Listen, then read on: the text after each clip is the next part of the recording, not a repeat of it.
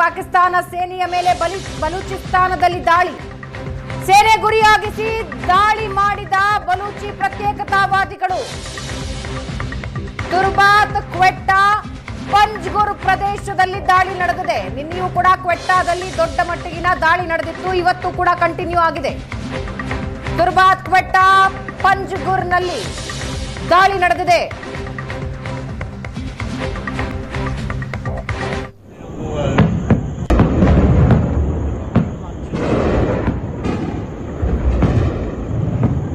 ಪಾಕಿಸ್ತಾನ ಸೇನೆಯ ಮೇಲೆ ಬಲೂಚಿಸ್ತಾನದಲ್ಲಿ ದಾಳಿ ನಡೆದಿದ್ದು, ಸೇನೆ ಗುರಿಯಾಗಿಸಿಕೊಂಡು ಬಲೂಚಿ ಪ್ರತ್ಯೇಕತಾವಾದಿಗಳು ದಾಳಿ ಮಾಡಿದ್ದಾರೆ.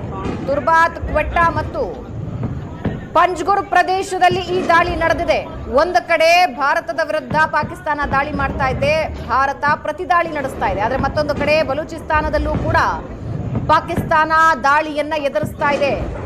ಬಗ್ಗೆ ಇನ್ನಷ್ಟು ಡೀಟೇಲ್ಸ್ ಹಂಚಿಕೊಡ್ತಾರೆ ನಮ್ಮ ಪ್ರತಿನಿಧಿ ಮಂಜು. ಬಲೂಚಿಸ್ತಾನದಲ್ಲಿ ಪ್ರತ್ಯೇಕತಾವಾದಿಗಳ ದಾಳಿ ಕೂಡ ಪಾಕಿಸ್ತಾನದ ಮೇಲೆ ಮುಂದುವರೆದಿದೆ. ಯಾವ ಯಾವ ಭಾಗಗಳಲ್ಲಿ ಪ್ರಮುಖವಾಗಿ ಈ ದಾಳಿ ಕಂಡು ಬರ್ತಾ ಇದೆ, ಅಲ್ಲಿನ ಸನ್ನಿವೇಶ ಹೇಗಿದೆ? ಭಾವನಾ, ಬಲೂಚಿಗಳು ಅಂದ್ರೆ ಪಾಕಿಸ್ತಾನಕ್ಕೆ ತನ್ನ ದೇಶದಲ್ಲೇ ಇಂಥದ್ದೊಂದು ಪರಿಸ್ಥಿತಿ ಎದುರಾಗುತ್ತೆ ಅಂತ ಅದು ಹೆಚ್ಚು ಕಡಿಮೆ ಊಹೆ ಮಾಡಿರಲಿಲ್ಲ. ಕಳೆದ ಒಂದೂವರೆ ತಿಂಗಳಿಂದ ಇದು 4 ಅಥವಾ 5ನೇ ಬಾರಿ ಈ ರೀತಿ ಆಗ್ತಾ ಇರುವಂತದ್ದು. ಅಲ್ಲಿ ಮೊದಲು ಸೇನೆ ಓಡಾಡುವಂತ ಎಲ್ಲ ಕಡೆಗಳಲ್ಲೂ ಕೂಡ ಅಟ್ಯಾಕ್ ಮಾಡ್ತಾ ಇದ್ದಿತ್ತು, ಮತ್ತೆ ಸೇನೆ ಮೇಲೆ ದಾಳಿ ನಡೆಸುವಂತ ಕೆಲಸ ಬಲೂಚಿ ಇವರಿಂದ ಆಗ್ತಾ ಇರುವಂತದ್ದು. ಅದರಲ್ಲೂ ಕೂಡ ಈಗ ಪುನಃ ಕ್ವೆಟ್ಟಾದ ಬಳಿ ದಾಳಿ ನಡೆಸಿದ್ದಾರೆ. ಪಾಕಿಸ್ತಾನದ ಸೇನೆ ಮೇಲೆ ದಾಳಿ ನಡೆಸಿರುವಂತ ಮಾಹಿತಿಗಳು ಸಿಗ್ತಾ ಇದೆ.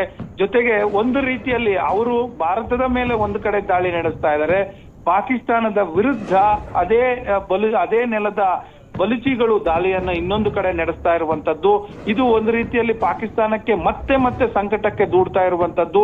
ಯಾವ ಕಡೆ ನಿರ್ಧಾರ ಮಾಡಬೇಕು ಅಂತ ಗೊತ್ತಾಗದೆ ವಿಲ ಒದ್ದಾಡುವಂತ ಸ್ಥಿತಿ ಪಾಕಿಸ್ತಾನಕ್ಕೆ ಈಗ ನಿರ್ಮಾಣ ಆಗಿದೆ. ಈಗ ಕ್ವೆಟ್ಟಾದಲ್ಲಿ ಕೈ ಕೊಟ್ಟಿರುವಂತದ್ದು ಬಲೂಚಿಗಳು ಅದೇ ಆರ್ಮಿಗೆ ಉಲ್ಟಾ ಆಗಿದೆ. ಈಗ ಮುಂದೆ ಕೂಡ ನಡೆಯುತ್ತೆ ಇನ್ನೂ ಅನ್ನುವಂತ, ಅಲ್ಲಿ ದಾಳಿ ಇನ್ನೂ ಕೂಡ ಮುಂದುವರಿಯುತ್ತೆ ಅನ್ನುವಂತ ಮಾಹಿತಿಗಳು ಲಭ್ಯ ಆಗ್ತಾ ಇದೆ. ಭಾವನಾ. ಎಸ್ ಮಂಜು, ಇದರ ಜೊತೆಗೆ ಎಲ್ಲ ಡ್ರೋನ್ಗಳನ್ನ ಹೊಡೆದು ಉರುಳಿಸೋದ್ರಲ್ಲೂ ಕೂಡ ಭಾರತೀಯ ಏರ್ ಡಿಫೆನ್ಸ್ ಯಶಸ್ವಿ ಆಗ್ತಾ ಇದೆ. ಸದ್ಯಕ್ಕೆ ಈ ಹಿನ್ನೆಲೆಯಲ್ಲಿ ಮಾತಾಡೋದಾದ್ರೆ, ನಮ್ಮ ಭಾರತೀಯ ಏರ್ ಡಿಫೆನ್ಸ್ ಸಿಸ್ಟಮ್ ಕಳೆದ 2-3 ದಿನಗಳಿಂದ ಏನ್ ನಡೀತಾ ಇದೆ ಅವೆಲ್ಲವನ್ನು ಕೂಡ ನಿಷ್ಕ್ರಿಯಗೊಳಿಸುವಂತಹ ಕೆಲಸ ಆಗ್ತಾ ಇದೆ. ಅದರಲ್ಲೂ S-4 ತಂತ್ರಜ್ಞಾನ ನಾವು ಅಭಿವೃದ್ಧಿ ಪಡಿಸಿದ್ದೇವೆ. ಅದರಿಂದ ಇವತ್ತು ಬಹಳಷ್ಟು ನಮಗೆ ಸಹಾಯ ಆಗ್ತಾ ಇರುವಂತದ್ದು. ಅಂದ್ರೆ ಇದೊಂದು ರೀತಿಯಲ್ಲಿ ಟೆಕ್ನಾಲಜಿ ವಾರ್ ಆಗಿರುವ ಕಾರಣಕ್ಕೋಸ್ಕರ ಪ್ರತಿ ಹಂತದಲ್ಲೂ ಈಗಲೂ ಕೂಡ ಅಂದ್ರೆ ಒಂದು ಮಾಹಿತಿಯ ಪ್ರಕಾರ ನಿನ್ನೆ 500 ಡ್ರೋನ್ಗಳನ್ನ ನುಗ್ಗಿಸಿತ್ತು ಅನ್ನುವಂತ ಮಾಹಿತಿ ಸಿಗ್ತಾ ಇರುವಂತದ್ದು. ಅವೆಲ್ಲವುಗಳನ್ನು ಕೂಡ ನಿಷ್ಕ್ರಿಯಗೊಳಿಸಿದೆ. ಇವತ್ತು ಹೆಚ್ಚು ಕಡಿಮೆ 100 ಡ್ರೋನ್ ನುಗ್ಗಿದೆ ಭಾರತದೊಳಗಡೆ ಅನ್ನುವಂಥದ್ದು.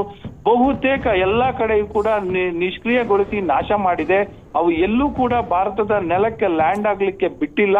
ಹಾಗಾಗಿ ಅನಾಹುತಗಳನ್ನು ಏನ್ ಆಗ್ತಾ ಇತ್ತು ಅವೆಲ್ಲವನ್ನು ಕೂಡ ತಪ್ಪಿಸುವಂತ ಕೆಲಸ ಆಗ್ತಾ ಇದೆ. ಈಗ ಏನಿದ್ರು ಡ್ರೋನ್ ಯುದ್ಧವೇ ರೀತಿಯಲ್ಲಿ ಯುದ್ಧ ಆಗ್ತಾ ಇದೆ. ಡ್ರೋನ್ಗಳ ನಡುವೆ ಯುದ್ಧ ಆಗ್ತಾ ಇರುವಂತದ್ದು. ಅವರು ಡ್ರೋನ್ ಅನ್ನ ಹಾರಿಸ್ತಾರೆ, ಇಲ್ಲಿ ನಮ್ಮ ರಡಾರ್ ಇದರಿಂದ ತಂತ್ರಜ್ಞಾನದಿಂದ ಅದನ್ನ ನಿಷ್ಕ್ರಿಯ ಮಾಡ್ತೀವಿ. ನಮ್ಮ ಡ್ರೋನ್ಗಳು ಆ ದೇಶಕ್ಕೆ ಹೋಗಿ ಪೂರ್ತಿಯಾಗಿ ತಮ್ಮ ಟಾರ್ಗೆಟ್ ಅನ್ನ ಕ್ಲಿಯರ್ ಮಾಡ್ಕೊಂಡು ಬರ್ತಾ ಇದಾವೆ. ಅಂದ್ರೆ ಆ ದೇಶದ ಸ್ಥಿತಿ ಹೇಗಿದೆ ತಂತ್ರಜ್ಞಾನದಲ್ಲಿ ಅನ್ನುವಂಥದ್ದು ಗೊತ್ತಾಗ್ತಾ ಇದೆ. ಯಾಕಂದ್ರೆ ಇಡೀ ಪಾಕಿಸ್ತಾನಕ್ಕೆ ನಡುಕ ಹುಟ್ಟಿಸಿರುವಂತದ್ದು ಭಾರತೀಯ ಡ್ರೋನ್ಗಳು. ಅಲ್ಲಿನ ಪ್ರದೇಶವನ್ನ ನಾವು ನುಗ್ಗಿ ನಾಶ ಮಾಡಿರುವಂತದ್ದು ಕೂಡ, ಅಲ್ಲಿನ ಭಯೋತ್ಪಾದಕ ನೆಲೆಗಳನ್ನ ನಾಶ ಮಾಡಿದ್ದೇವೆ. ಅಲ್ಲಿನ ಬಹುತೇಕ ಇದಕ್ಕೆ ಏರ್ ಡಿಫೆನ್ಸ್ ಸಂಬಂಧಪಟ್ಟಂತ ವ್ಯವಸ್ಥೆಗಳನ್ನ ನಾಶ ಮಾಡಿದ್ದೇವೆ. ಇವತ್ತು ಕೂಡ ಏರ್ ಡಿಫೆನ್ಸ್ ಸಂಬಂಧಪಟ್ಟಂತೆ 5 ಕಡೆ ನಾವು ನಾಶ ಮಾಡಿದ್ದೇವೆ ಅನ್ನುವಂತ ಮಾಹಿತಿಗಳು ಲಭ್ಯ ಆಗ್ತಾ ಇದೆ. ಭಾವನಾ. ರೈಟ್ ಮಂಜು, ಇನ್ನಷ್ಟು ಮಾಹಿತಿಗಾಗಿ ಮತ್ತೆ ಸಂಪರ್ಕಿಸ್ತೀನಿ. ಪಾಕಿಸ್ತಾನದ ಡ್ರೋನ್ ದಾಳಿಯಲ್ಲಿ ಕಾರಿನ ಮೇಲೆ ಡ್ರೋನ್ ಬಿದ್ದಿರೋದನ್ನ ನೀವು ದೃಶ್ಯದಲ್ಲಿ ನೋಡ್ತಾ ಇದ್ದೀರಾ. ಜನವಸತಿ ಪ್ರದೇಶಗಳನ್ನ ಗುರಿಯಾಗಿಸಿಕೊಂಡು ಪಾಕಿಸ್ತಾನ ನಿರಂತರ ದಾಳಿ ನಡೆಸ್ತಾ ಇದೆ. ಕತ್ತಲಾಗ್ತಾ ಇದ್ದ ಹಾಗೆ ನೂರಾರು ಸಂಖ್ಯೆಯಲ್ಲಿ ಮತ್ತೆ ಡ್ರೋನ್ ದಾಳಿ ನಡೆದಿದೆ.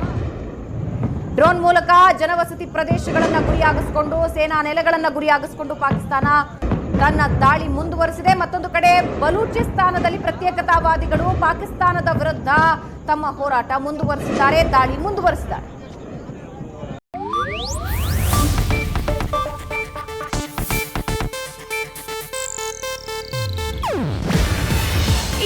ಏಷ್ಯಾನೆಟ್ ನ್ಯೂಸ್ ನೆಟ್ವರ್ಕ್ ಪ್ರಸ್ತುತಿ.